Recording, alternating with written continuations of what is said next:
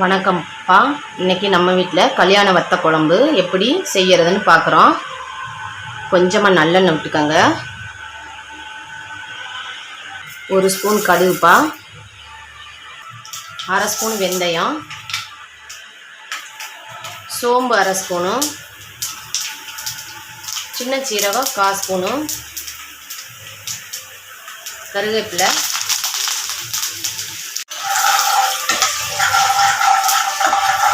எல்லாம் நல்லா பொரிஞ்ச உடனேயே சிம்மில் வச்சுக்கோங்கப்பா, ரொம்ப கருகிற போது. நம்ம சின்ன வெங்காயம் 1 கை,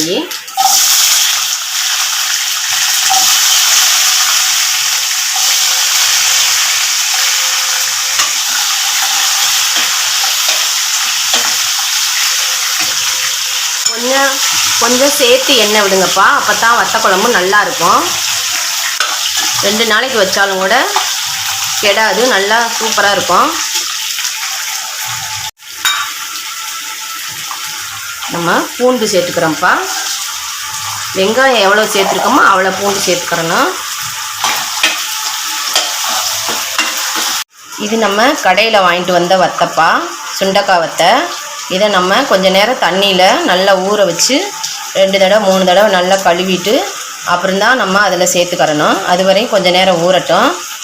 நெல்லிக்காய் சைஸுக்கு புளி எடுத்து ஊற வச்சுக்கலாம்ப்பா. இப்போ வணங்கிருச்சுப்பா.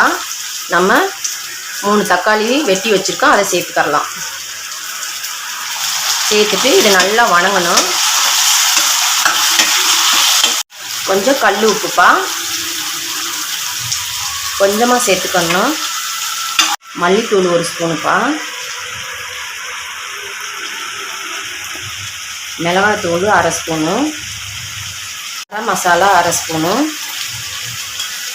மஞ்சத்தூள் 1/2 ஸ்பூனு.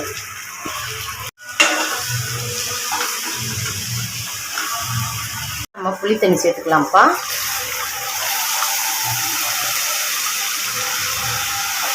உங்களுக்கு தண்ணி வேணும்னா வச்சுக்கலாம். நீ நல்லா இது வற்றணும். சுண்டை வற்றினாத்தையும் குழம்பு நல்லா இருக்கும்.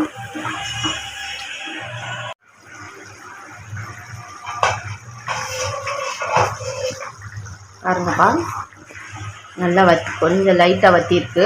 இந்த நேரத்தில் நம்ம இந்த வத்தலை சேர்த்துக்கரலாம்.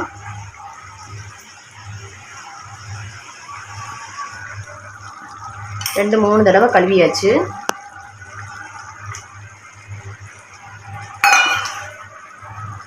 ஒரு 5 நிமிஷம் அப்படியே சிம்மில் வச்சுருக்கலாம். கொஞ்சமாக மண்டை வெல்லம் போட்டுக்கலாம்ப்பா, அப்போதே புளிப்பு உரப்புக்கு நல்லா இருக்கும்.